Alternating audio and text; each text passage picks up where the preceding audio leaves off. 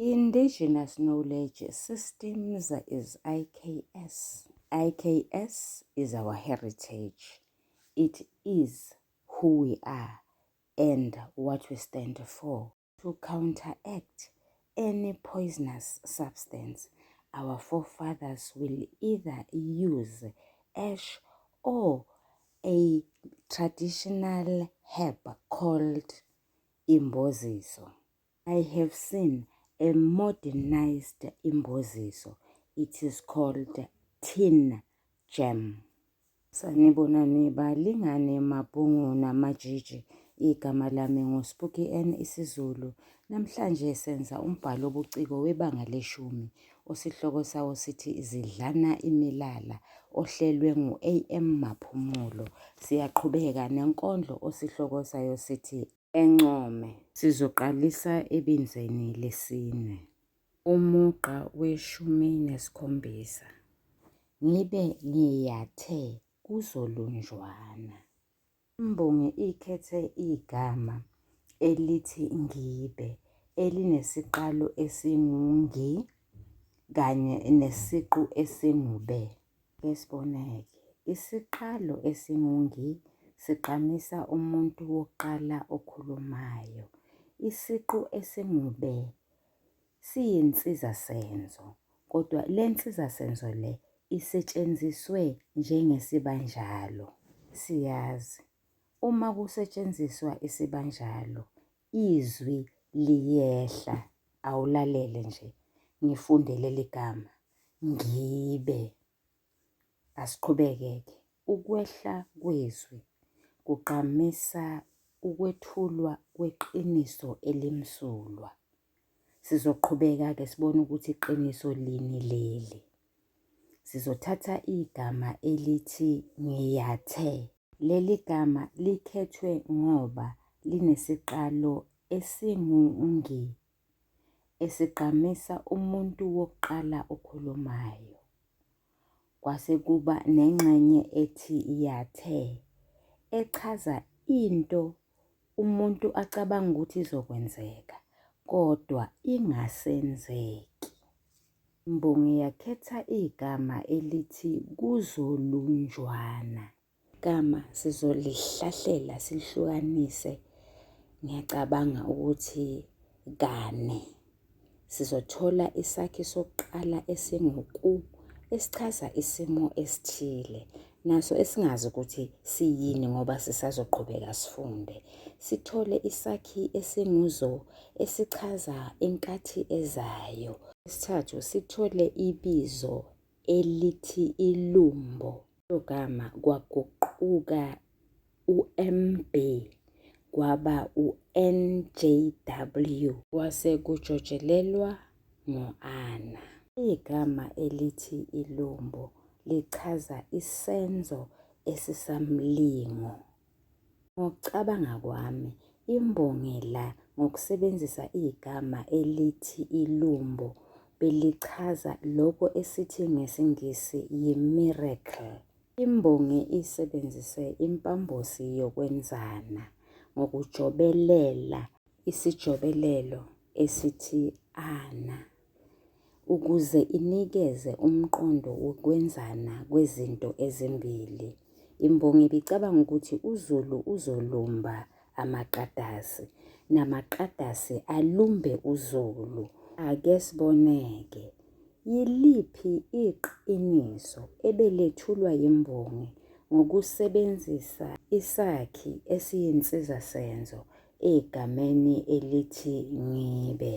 Yileli, imbongi ibithula iqiniso mayelana nesifiso sayo sokuthi mhlawumbe kuyoba khona ukuthula noxolo okwangempela phakathi kukaZulu namaqadasi. Sibona amasu asetshenziswe yimbongi.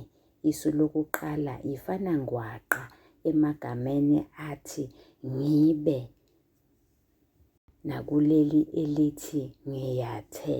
Leli fana ngwaqa lingungi ukugqamisa izinto ezintathu. Okokuqala, ukwakheka komgqumo omnandi oyisigqi lapho kufundwa le nkondlo.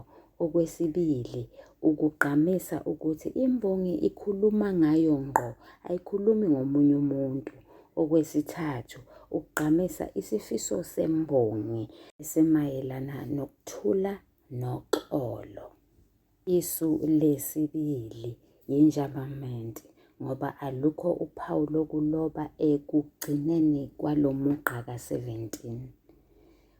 Ukugqamisa izinto ezimbili. Okokuqala, ukwakheka komgqumo omnandi oyisigqi lapho kufundwa le nkondlo. Okwesibili, ukuthi umqondo ongenhla wehlela ngezansi. Ake sifunde kumugqa olandelayo ukuze sithole ukuthi emqondo muni lona okukhulunywa ngawo. Umugqa we-18. Kwenziwe elikhulu ijaduloxolo. Chazile ekuqaleni sathi umuntu ongasikhulumi kahle isiZulu, leli gama ulikhuluma kusukela ekuqaleni ekwakhiweni kwalo. Isakhi esingukwa siphenduka isakhi esingukwe. Ubezothini umuntu ongasikhulumi isiZulu? Ubezothi kwayenziwa. Isiqu esithi nziwa sichaza ukusebenzisa noma yisiphi isitho somzimba ngendlela ethile. Igama elithi elikhulu linesiqu esithi khulu esichaza isiphawulo. Isiphawulo sichaza ukuthi into injani uma uyibheka ngamehlo. Igama elithi ijadu lichaza ukusina kwentsha, iqhudelane. Igama elithi loxolo lichaza intethelelo nokungabambelani amagqubu. Ngokusebenzisa igama elithi kwenziwe, imbongi ithi intsha ibizosebenzisa izitho zayo zomzimba isine noma ngokusina. Ake siboneke. Yimuphi umqondo okapakele ngezansi? Ilona othi imbongi ibifuna ilumbo elingahlanganisa izizwe ezimbili ngokwenziwa kwedili. Umugqa wama-20 ashaya phansi amaqadasi. Imbongi ikhethe amagama ayisimo sokukhuluma athi ashaya phansi ukuchaza ukwala uphethe. Imbongi yakhetha igama elithi amaqadasi elisho amabhunu. Umugqa wama-21 wavungama uZulu. Imbongi ikhetha igama elithi wavungama ukuchaza ukukhononda nokukhulumela phansi kungezwakali ukuthi uthini. Imbongi yakhetha igama elithi uZulu. uZulu la uchaza iNingizimu Afrika yonkana. Kungase sona sodwa isizwe samaZulu. Ngichaza ukuthini? Balingani bami nani bafundi, sonke sadabuka kwaZulu. Ngesikhathi kusabusa inkosi uShaka, kwaba nobunzima thizeni kwaZulu. uNgwane wabaleka waqonda eSwatini, wafika waguquka watibita ngeMswati.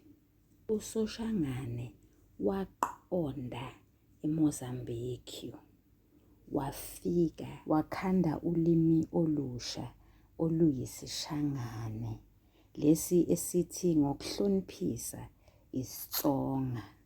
uMzilikazi Khumalo wayehambe phambilini-ke yena, waqonda kwaBulawayo eZimbabwe, wafika wakhanda ulimi olusha oluyisiNdebele.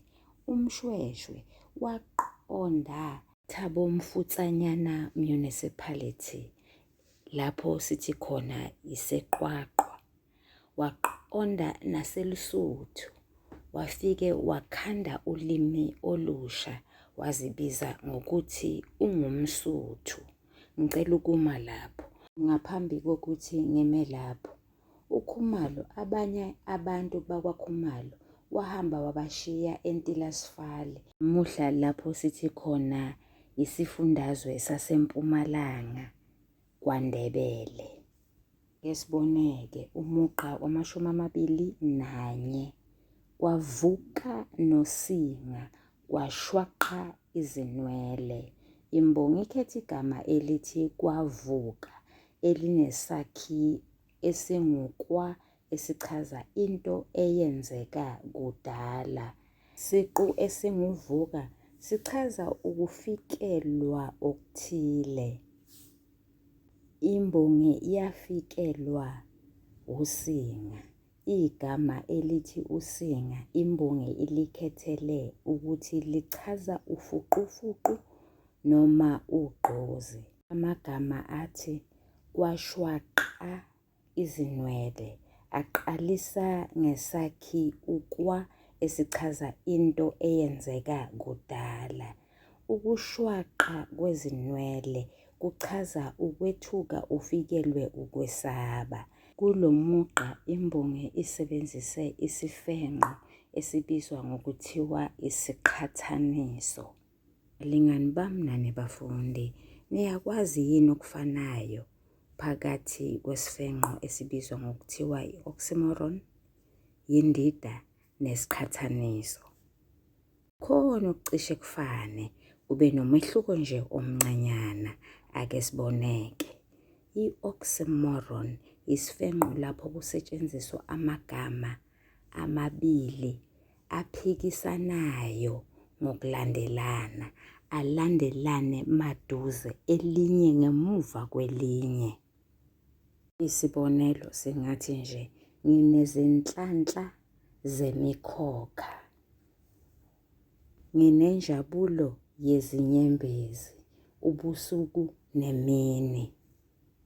Kanti indida ukusetshenziswa kwamagama aphikisanayo kodwa abe ehlukaniswa igama elithile phakathi okungaba isihlanganiso.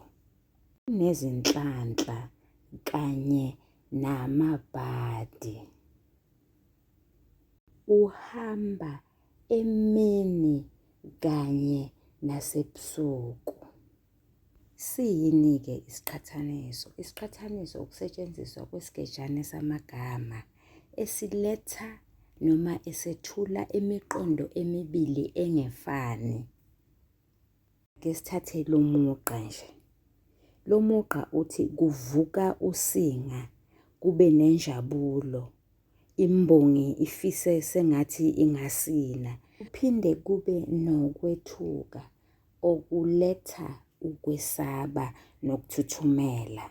Ukuphindela nje emuva kancane kusukela emgqeni ka-20 kuye emgqeni ka-21. Alukho uphawu lokuloba ekugcineni komugqa ka-20.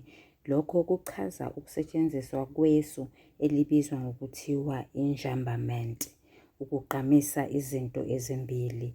Okokuqala, ukwakheka komgqumo omnandi oyisigqi lapho kufundwa le nkondlo. Okwesibili, umqondo ongenhla ukabhakela ngezansi. Imuphi lowo mqondo? Yilona othi uZulu ukhononda nje. Yingoba uma ecabanga lesi simo uba nenjabulo aphinde abe nokwesaba. Kwazise abelungu abafuni, abavumi, bashaya phansi ngonyawo, bala bayaphetha. Esiboneke, uthini umqondo osobala waleli binza? Imbongi ibicabanga ukuthi kuzoba nelumbo.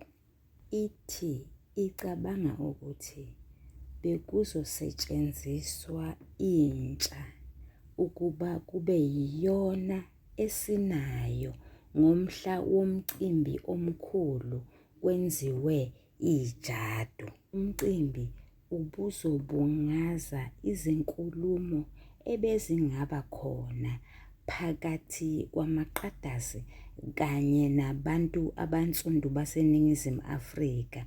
Yabonakala ukuthi leli jadu okwangempela belizoba yinto enkulu. Zise iNingizimu Afrika inezifundazwe eziyisishiyagalolunye. Imbongi ithi awavumanga amaqatasi.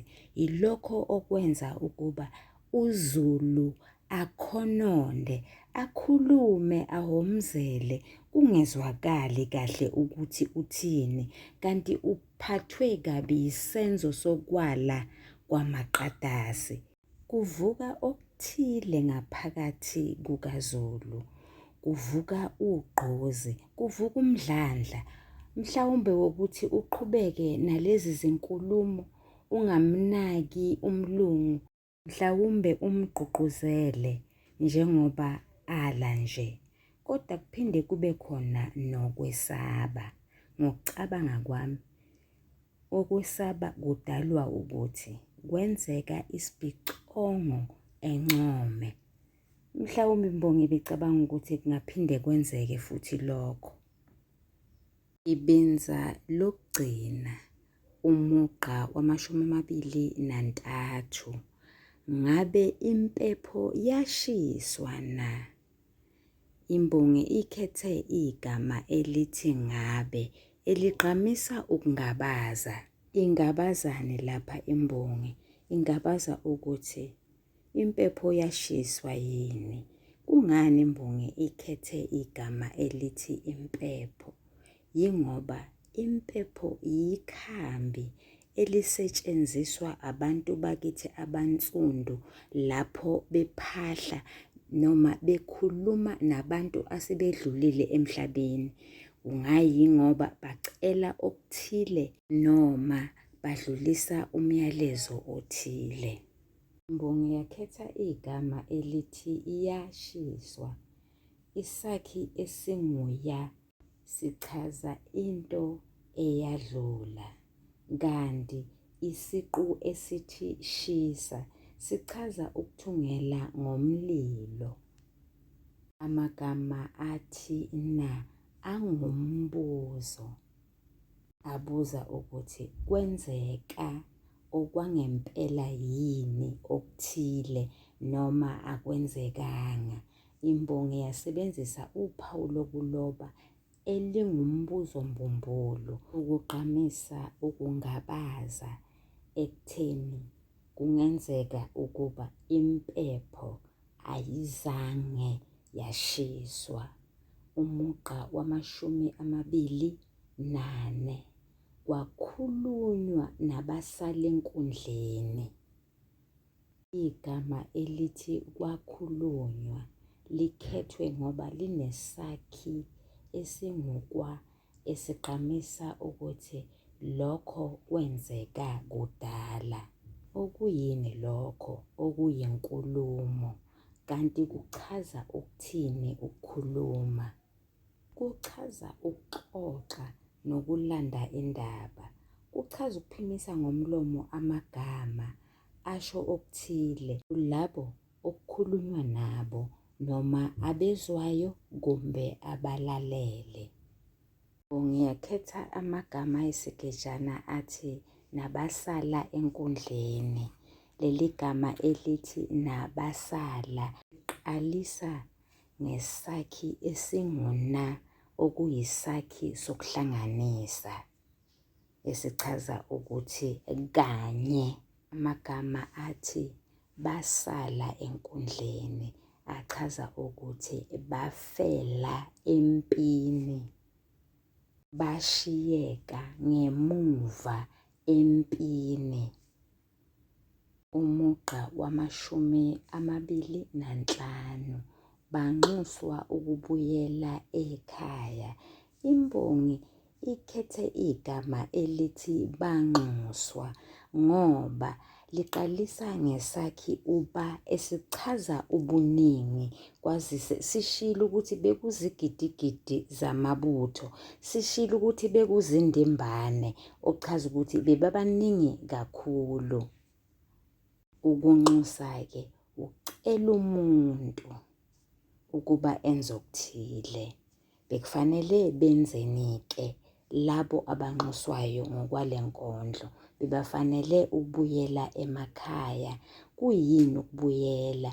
Kukuphindela emuva. Imbongi yakhetha igama elithi emakhaya ngoba Iqalisa ngonkamisa u-e okungunkamisa ochaza indawo. Laba nesakhi esinguma esichaza ubuningi balawo makhaya. Kanti-ke isiqu esithi khaya sichaza umuzi noma indawo lapho abomndeni behlala khona. Lingani bami nani bafundi, ngiyathemba sibonile ukuthi kusukela emgqeni ka-23 kuye emgqeni ka-25 kunophawu lokuloba ekugcineni elibizwa ngokuthiwa lingumbuzo mbumbulu, ukugqamisa ukuthi imbongi ibingabaza zibuza umbuzo ongadinge mpendulo. Mugqa wama-26 kwakhulunywa umbangazwe. Lichazile ekuqaleni leli gama elithi kwakhulunywa emgqeni wama-24. Sizochaza igama elithi umbangazwe. Lokhu kuwukuphikisana ngamalungelo. Thini imbongi lapha? Imbongi ithi esikhundleni sokuba kukhulunywe ngento ebalulekile emayelana nokulandwa kwalaba abasala enkundleni emfuleni income, kukhulunywa ngokuphikisana ngamalungelo. Mhlawumbe imbongi la ngesiNgisi besingathi phecelezi bethi we are losing the plot. Instead of discussing what is imperative, we are busy fighting against each other about something of no significance. Ngiyabonga.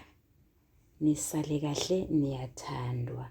Balingani bami nani bafundi, hlalani phansi-ke manje nicubungule nichaze umqondo osobala waleli binza. Ngicabanga ukuthi nami ngizamile ngaphonsa itshe esivivaneni.